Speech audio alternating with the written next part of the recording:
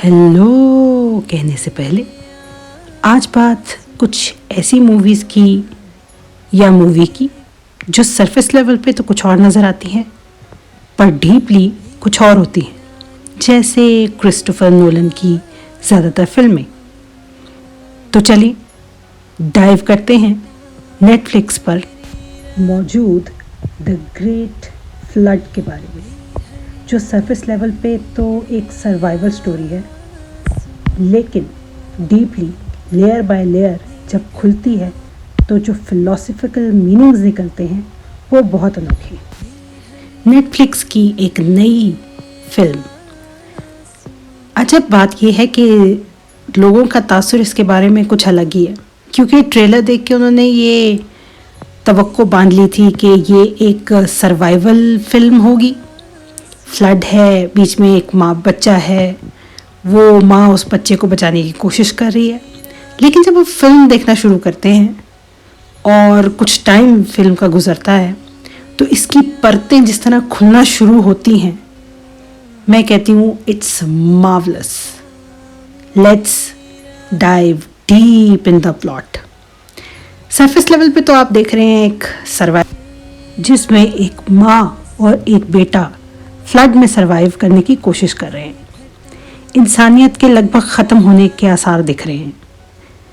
Flood actual में plot में एक डिवाइस की तरह इस्तेमाल किया गया है जो फोकस कर रहा है इकोलॉजिकल और social crisis of human being का, इन्वायरमेंटल डिजेनरेशन का, और सेकंड हाफ में आप इसमें स्पेस भी देखेंगे।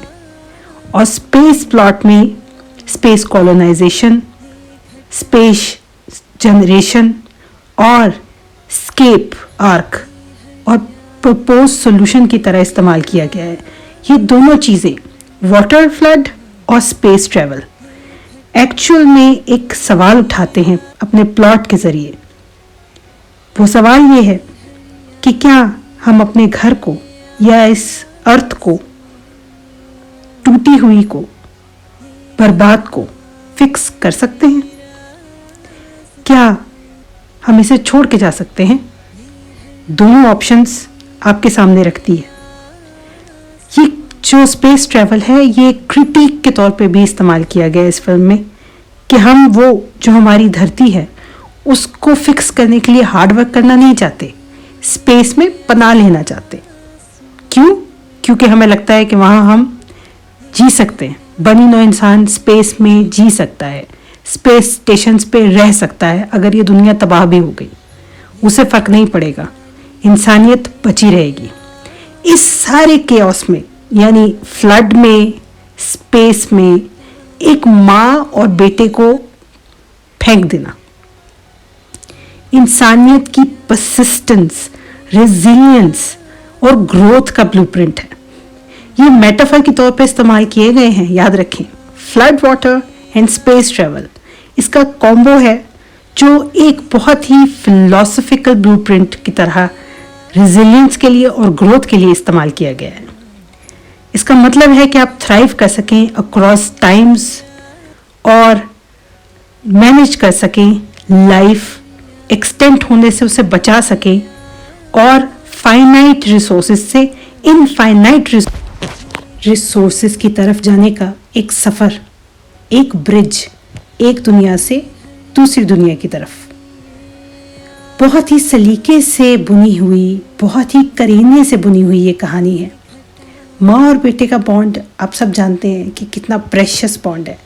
एक माँ अपनी औलाद को कभी छोड़ नहीं सकती और कहानी में स्पॉइलर अलर्ट, माँ को औलाद को छोड़ना पड़ता है।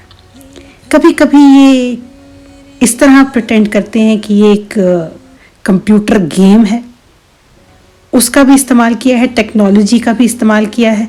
इस कदर खूबसूरत तरीके से ये फिल्म बुनी है कि मैं कहूँगी आप इसको 2 बार देखें तब शायद आपको ये थोड़ी बहुत समझ आए। पानी का बहाव, फ्लड शो करेगा सस्टेनेंस, ऑप्टिमाइजेशन और एक्सटेंशन ऑफ योर सेल्फ, और स्पेस ट्रैवल शो करेगा बोल्ड रिस्क। अब इन सब चीज़ों को अगर आप मिक्स करें बहुत खूबसूरत तरीके से कि एक माँ है, उसको अपने बच्चे को अबेंडन करके स्पेस में जाना होगा ताकि बनी नौ इंसान बच सके, और वो माँ एक टेक्नोलॉजी, इमोशनल टेक्नोलॉजी, एक एआई की एक्सपर्ट है जो इमोशन जनरेट कराता है और उसके थ्रू वो दुनिया को बचाना चाहते हैं। लेकिन असल में वो कहानी है ह्यूमन मॉरल बैंकरप्सी और not paying attention towards your earth. इतनी खूबसूरत तरीके से बुनी गई है कि आप कंफ्यूज रहेंगे कि अच्छा पहले तो फ्लड दिखा रहे थे, अब स्पेस में कैसे पहुंच गए, ये माँ बच्चे को क्यों छोड़ रही है, कंफ्यूजन, प्लॉट ट्विस्ट्स, बिट्रेयल्स, सब दिखाया जाएगा। ह्यूमन नेचर, इतने खूबसूरत तरीके से ये कहानी चलती है, इतनी स्मूथली चलती है और इतनी डीप है। हर चीज़, हर सीन किसी न किसी एक मेटाफर को रिप्रेजेंट कर रहा है। एक सीन है जिसमें एक माँ एक बच्चे को जन्म देने की कोशिश कर रही है और आप देखेंगे कि इसमें लूप भी है, लूप है, रिपीट है, और वो जो माँ का कैरेक्टर है वो पहले अपनी की गई गलतियाँ बाद में नहीं करती।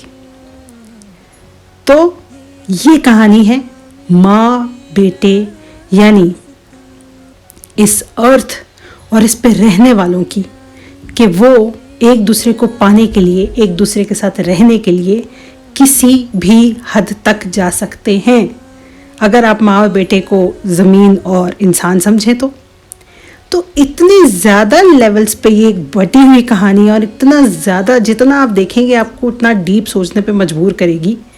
ये कमाल सिर्फ कोरियंस कर सकते हैं।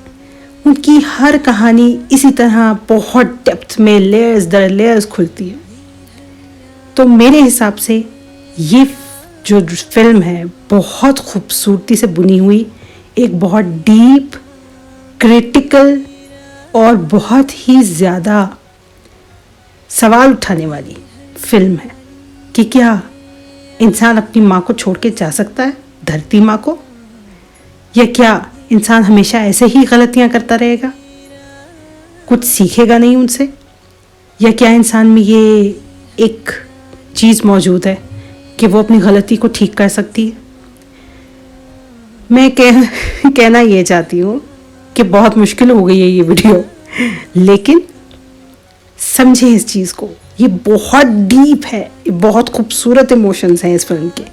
तो मेरे कहने पे आप इस फिल्म को ज़रूर देखें और इन पॉइंट ऑफ व्यूज़ के साथ देखें जो मैं आपको बता रही हूँ, तभी जाके ये कहानी आप पर पूरी तरह से खुलेगी। सबको एवरेज लगी, लेकिन मुझे इसकी जो डेप्थ है, इसकी लेयर्स हैं, उसके बारे में बात करने में बहुत मज़ा आया, उसके बारे में रिसर्च करने में बहुत मज़ा आया। I hope you like my effort. अगर ऐसा है तो please do consider like, share and subscribe. और मैं आपसे मिलूँगी किसी और वीडियो की फ़िलॉसफी डिस्कस करते हुए। तब तक के लिए सायोनारा।